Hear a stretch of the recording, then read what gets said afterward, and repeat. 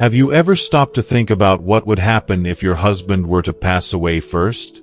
It's a thought that no one wants to entertain, but the reality is, it could happen at any time. And when it does, the last thing you want is to make costly mistakes that could impact your future, your finances, and your peace of mind. That's exactly what I'm here to help you avoid.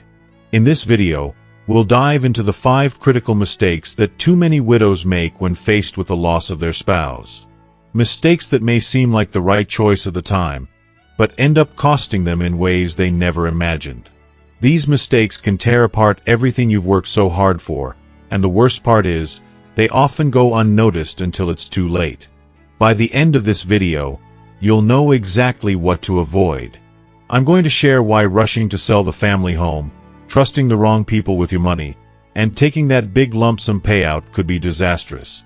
You'll learn why these decisions are often made in the heat of grief, and how to protect yourself from making irreversible choices. Stay with me until the end, because number 5, the mistake most women regret the most, is one you need to hear. Plus, I'm going to give you tips on how to safeguard your future, preserve your security, and make sound decisions during an emotional time. Don't miss out. Your peace of mind and financial well-being depend on it. Let's get started. If you are not subscribed, subscribe and activate the notification bell so you don't miss any videos. Your support means a lot to me, and if you enjoyed this video, you can help me continue spreading the valuable lessons by liking and sharing it. If you like the topic of this video, please comment 1. If you don't, please comment 0 to let me know how I can improve and make better videos for you. Now, let's begin. Mistake 1. Rushing to sell the house. Oh, this mistake, it cuts deep. It breaks my heart every single time I see someone make it, especially when it's something so many people struggle with after the loss of a loved one. Rushing to sell the house is the first mistake, and it's one I wish more people could be warned about before they take that step. I completely understand the overwhelming urge to just get rid of it. I know the pain. The house becomes a constant reminder, a place that feels suffocating with the memories of your husband. Every corner, every inch of that home whispers his name. The chair by the window where he used to sit with a cup of coffee in his hands, the spot at the dining table where he'd read the newspaper every morning without fail, the faint, lingering scent of his cologne that you swear you can still smell in the closet. It all feels too much. It's too overwhelming. It feels like every room holds pieces of him, and each one stabs at your heart. The silence is deafening. The house feels so big, so empty, so full of memories you don't know how to face just yet. And then, as if the pain of losing him isn't enough, well-meaning friends, family, and even people who don't truly understand, start offering their advice. It's too much house for you now, they'll say. Or, you don't need to worry about all that upkeep at your age. They think they're helping, but here's the thing no one tells you. Selling your home in the heat of grief can cost you more than you could ever imagine. It's not just about getting rid of a house. It's about losing a piece of yourself, and that is far more expensive than any market price could ever reflect. When you're grieving, your judgment gets clouded. You're not thinking clearly, and that's normal. When you're in that kind of pain, you feel like you just want to make everything go away. The house, the memories, everything. You're just trying to survive the pain. But grief distorts your perspective, and decisions that seem practical in the moment can turn out to be emotional choices that you'll deeply regret. Real estate agents, they're professionals, and they can smell desperation from miles away. They know exactly when you're vulnerable, when you're ready to make a quick sale, and when you're just desperate to move on. And that desperation costs you a lot more than you think. I've seen so many women lose tens of thousands of dollars because they were rushed, because they acted on impulse, without giving themselves enough time to grieve, to breathe, and to think things through. And then, a year later, when the grief starts to soften and the fog begins to lift, they find themselves drowning in regret. They realize that the house wasn't just walls and windows. It was a home that carried their story. It was where their children grew up, where they shared laughter, where their love blossomed and flourished over the years. That house wasn't just a building. It was a symbol of a life lived, full of love and warmth. And now, it's gone. Gone because they let grief push them into a decision they weren't ready to make. A decision made in a moment of unbearable pain that now feels like a permanent mark on their life. So, listen to me, please. Don't make the mistake of selling your home in the first year. Give yourself time. Give yourself space. Permit yourself to feel the grief, to sit with the pain, and to give your mind the room it needs to think again. I promise you, once the dust has settled, you'll see that you may not need to sell at all. Maybe all you need is a fresh perspective, a few changes. Move some furniture around, paint the walls a different color, do something small that makes it feel like yours again. You'll be amazed at how much that can shift things. And one day, when the grief has softened, you'll thank yourself for giving yourself the time and space to heal first. Mistake 2. Trusting the wrong people with your money. The second mistake. This one hits like a slow, invisible tide. It creeps in without warning, and by the time you realize the weight of it, it's often far too late to reverse the damage. It's the mistake of trusting the wrong people with your money. I can't tell you how many times I've seen it happen, how many widows have felt that sting in their hearts, that deep regret that cuts through them long after it's too late. When you lose your spouse, the world as you know it shatters in an instant. It's not just the grief, not just the sorrow, it's everything. Your sense of stability, the balance you once had, the future you once shared with that person. It all feels like it crumbles around you, leaving you standing alone in the rubble. And that's when the predators start circling. It happens almost instantly. One day, you're mourning in private, and the next, people you haven't heard from in years suddenly reappear like ghosts from the past. Long-lost relatives, old friends, people you've barely spoken to in years. And, here's the kicker, so-called financial advisors you never even knew when your husband was alive, now claiming they are there to help. It's unsettling, to say the least. These people can be charming, disarming even. Some of them show up with their warm smiles, their kind words, some carrying suitcases full of paperwork that they assure you is all in your best interest. And they all say the same thing, I just want to help. But don't be fooled. Not everyone who claims to want to help truly does. No, some of these people, these strangers, these opportunists, see your vulnerability and your grief as nothing more than an opening, a crack in your armor that they can exploit. They prey on your confusion, your sadness, your desperate need for someone to take charge, to make sense of a world that's fallen apart.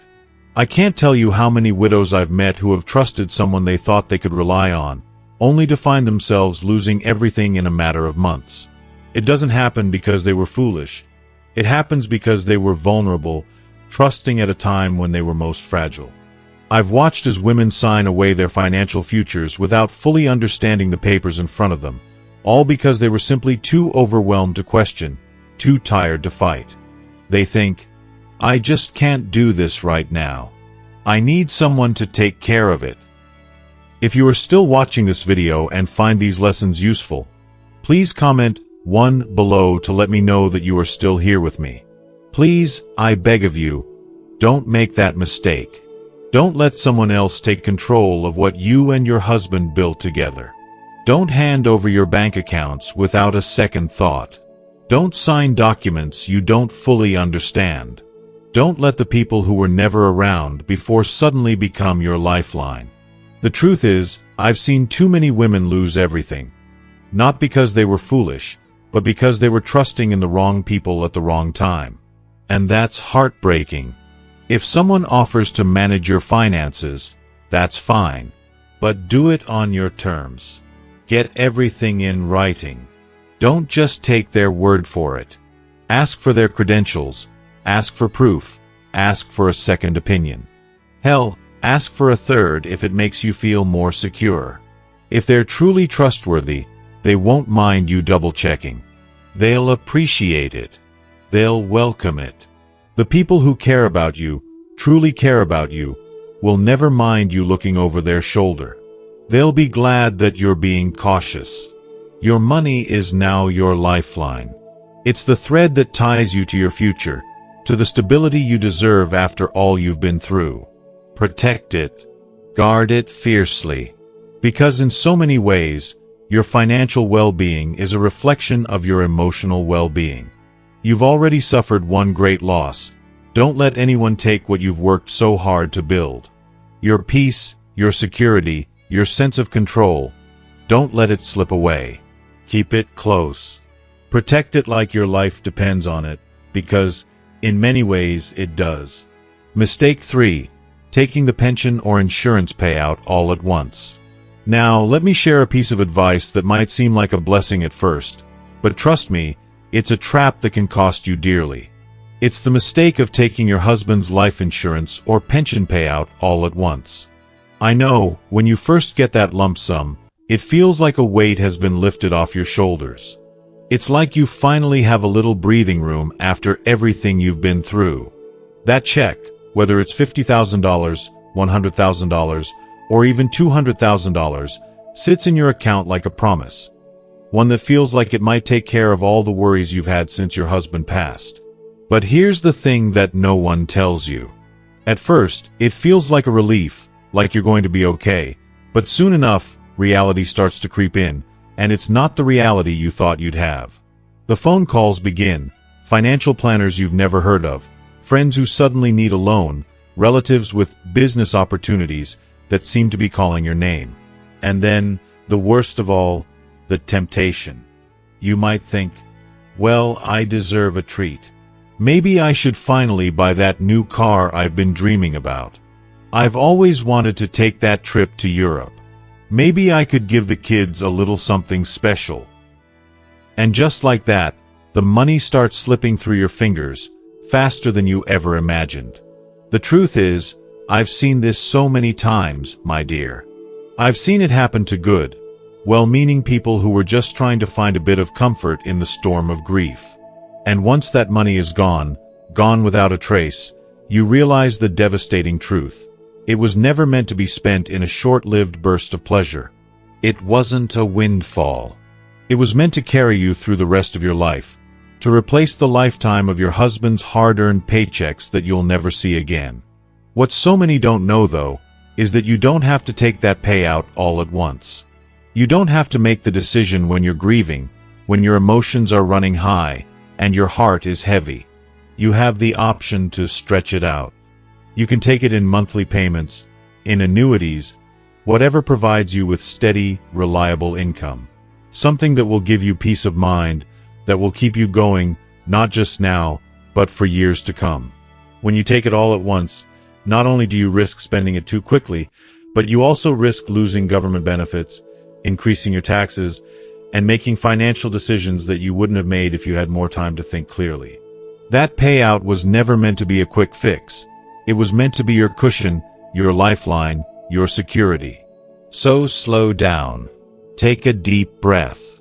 Talk to someone you trust, someone who's qualified and has nothing to gain from your decisions. Seek advice from people who genuinely care about your well-being, not those who see your grief as an opportunity. That money is precious, and it's now your responsibility to treat it with the care and respect it deserves. Because once it's gone, my dear, it's gone. And you don't want to look back with regret, wishing you'd treated that payout as the safety net it was meant to be. Take your time. Secure your future. And let that money give you the peace you need to heal, not add to the stress of what's already a heavy burden. Mistake 4. Co-signing loans or giving large gifts out of guilt. Oh, mistake number 4. I've seen this one cause more heartbreak than I can count, and let me tell you, it's something that always comes from the kindest of places, a mother's love, a grandmother's overwhelming tenderness. But that doesn't make it any less devastating. Co-signing loans or giving away large gifts to family out of guilt is a decision that can leave you financially ruined, and I can't stress enough how painful it is to watch this happen. It's a lesson I've learned, though, one that cuts deep. When your husband passes, it's like the ground beneath you shifts. You're left in a quiet house, questioning everything. You start wondering, did I do enough for the kids? Did I show my grandkids how much I truly love them? Are they going to forget me when I'm no longer able to give to them? Will they still stick around if I'm not helping them financially? It's a feeling I know too well, and one that can sneak up on you, especially when you're already raw from grief. And then, like clockwork, someone, maybe a son, a daughter, a grandchild, will show up. They won't mean to, but they'll see a chance to ask for help, and it's something only you can do. It's hard to say no, and you may feel cornered by their desperation. Mom, can you co-sign for this house? It's a great deal. Or, Grandma, I just need a little help with my business. I swear this is the last time, and it'll pay off. They don't mean to take advantage, but you know that pressure. The pressure to be the one who holds it all together. You want to be needed. You want to feel like you're still the anchor, the matriarch, and perhaps you think that this is what your husband would have wanted, to keep the family close, to keep them afloat. But here's the harsh truth I've learned the hard way. The moment you co-sign, that's your debt too. That's your name on the line. If they can't pay, guess who the bank comes after? It won't be your son or your grandchild. It will be you, your credit, your savings, the roof over your head. And I know it sounds cruel, but you have to face this. Saying yes, out of love or guilt, is not going to protect you.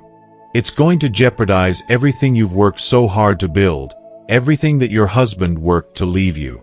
And then, let's talk about gifts. Oh, I've seen it all. The accounts drained, the life insurance money handed out like it's candy, thinking it will bring everyone closer, that it will show your love and your devotion. You may think that throwing money at problems will make them go away, that it will somehow make you feel like you're still a part of the family, still relevant. But sweetie, let me tell you something important I've learned. Money doesn't buy love. It doesn't buy loyalty. It doesn't guarantee that when you're in need, those same people will show up for you. Once that money is gone, they're not going to be lining up to take care of you, not the way you imagined. If you are still watching this video and find these lessons useful, please comment 2 below to let me know that you are still here with me. Before you sign that document, before you hand over a single cent, take a breath. Stop and ask yourself, if my husband were here right now, what would he say? Trust me, I think we both know the answer. Don't let guilt cloud your judgment. Protect what you've built. You've earned it, and you deserve to keep it. Don't gamble it away trying to solve everyone else's problems. Your security is worth more than that. Mistake 5. Not updating legal documents and beneficiaries immediately. This one, mistake number 5, is subtle, yet one of the most dangerous.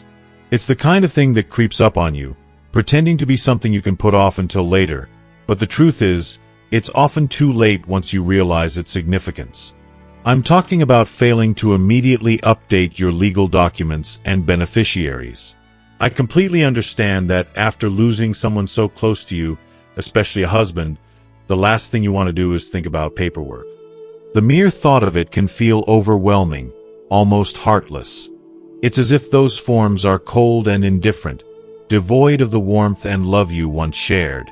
You want time to mourn, to process the pain, to find your footing again, not to sit in an office, changing names on some form. It feels wrong, doesn't it? But here's the painful reality. If you don't handle it quickly, someone else will. And more often than not, it won't be handled the way you would have wanted. Imagine this: old wills, outdated power of attorney documents, beneficiaries still listing your husband's name. All of it starts to unravel the moment you're gone. It can create a legal nightmare for your family. And in that chaos, the ones who should inherit your belongings, your children, your grandchildren, can find themselves fighting over what's left. I've witnessed this firsthand. Families torn apart, siblings who were once close now never speaking to each other, all because someone didn't take the time to update a will or change a beneficiary. It's heartbreaking, and it doesn't have to happen. And then, There's the nightmare of the government stepping in. I want to be clear about this. If your estate isn't set up properly and your beneficiaries aren't updated, the state has the power to decide who gets what. Can you imagine? It won't be you making that decision, nor your family. It's the state that steps in and takes over. And it doesn't stop there. Sometimes, it gets even worse. Ex-spouses, estranged relatives, or even people you haven't seen in decades could end up with your hard-earned money, just because their name was left on an old policy or account.